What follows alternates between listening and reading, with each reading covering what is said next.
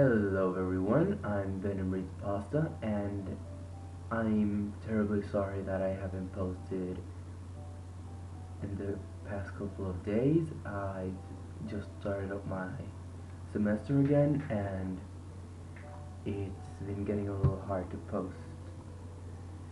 I'm pretty sure most of you can understand why.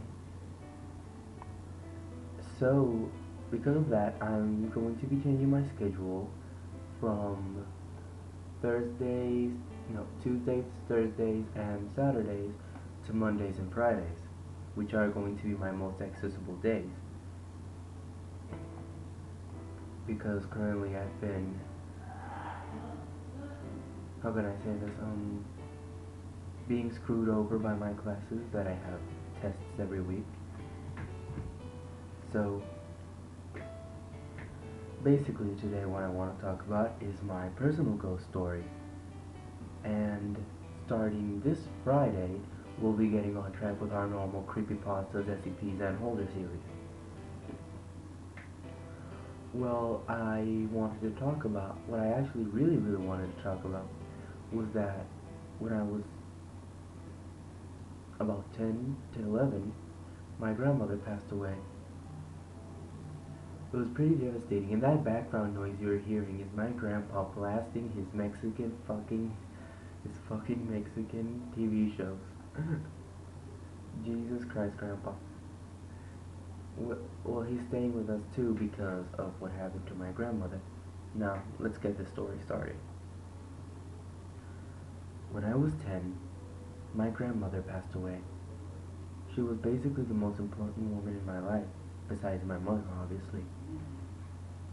She was kind and always gentle and sincere with me. She always told me things to my face and never lied. She was basically the only woman I could ever trust. Because even my mom was crazy at times. And a couple of months later, she was diagnosed with cancer. She actually got diagnosed with a cancer that she had to have a piece of her intestine ripped out. Well, I wouldn't say ripped out, I would say more like cut out. And they have to put like a bag on on part of her stomach. I'm really sorry for all those coughing. It's still my grandfather. So basically for me it was just really tough seeing my grandmother like that. I started to cry, even though creepypasta narrator isn't supposed to cry. But it really hit me. It really hit home when I saw my grandmother in that state. She was my everything, basically.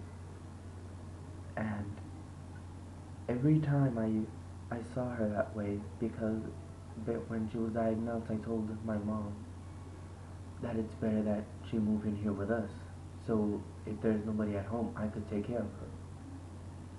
So she lasted about a year after she started to move in with us. And on April 18th, 2009 or 2008, around that. No, it was more like I was in the 5th grade,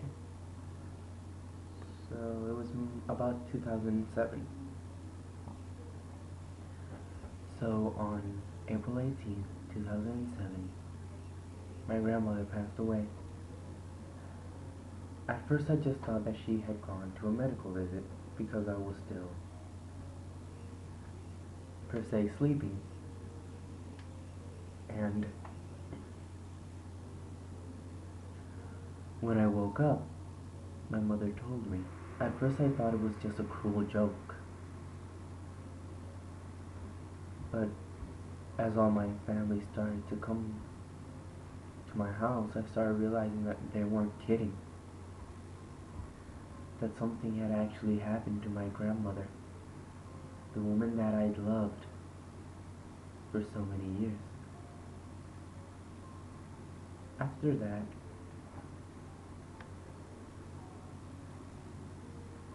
I started to stay in her room to remember how she smelled, everything about her. And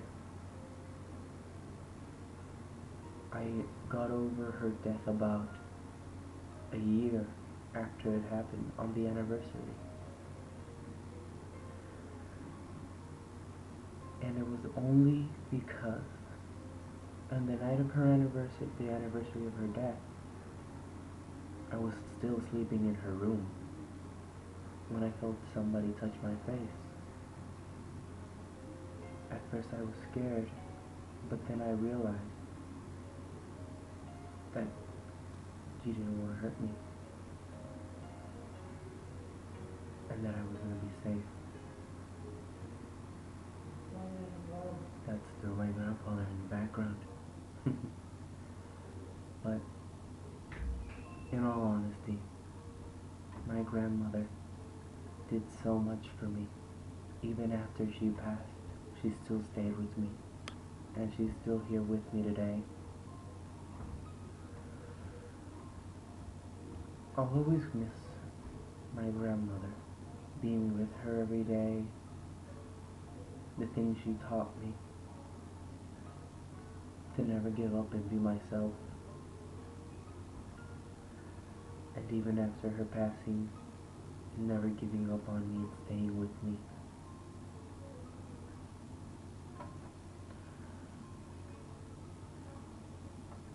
Even now, in a new home, I can still feel her presence. Even when everybody's asleep, including my grandfather, who is moaning out of boredom apparently. I can sometimes still hear cricks and doors moving in my house, and I know it's her. What I kinda wanna get out of this story that I told you guys, I know it's not the scariest story you've ever heard or anything, but it's something I wanted to share with you. And I wanted to thank all of you for being here from the very beginning.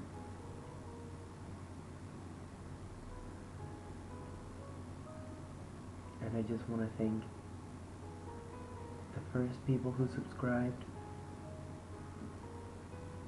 and you guys who are just joining us now. Thank you so much for being here for me. And if you ever need a friend, you know that I'll always be here for you guys.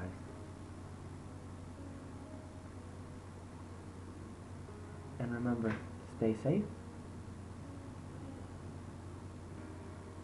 You'll always have a friend in me. Never give up on your dreams, even if it's something crazy like a circus joker. Screaming out my old dreams here, people.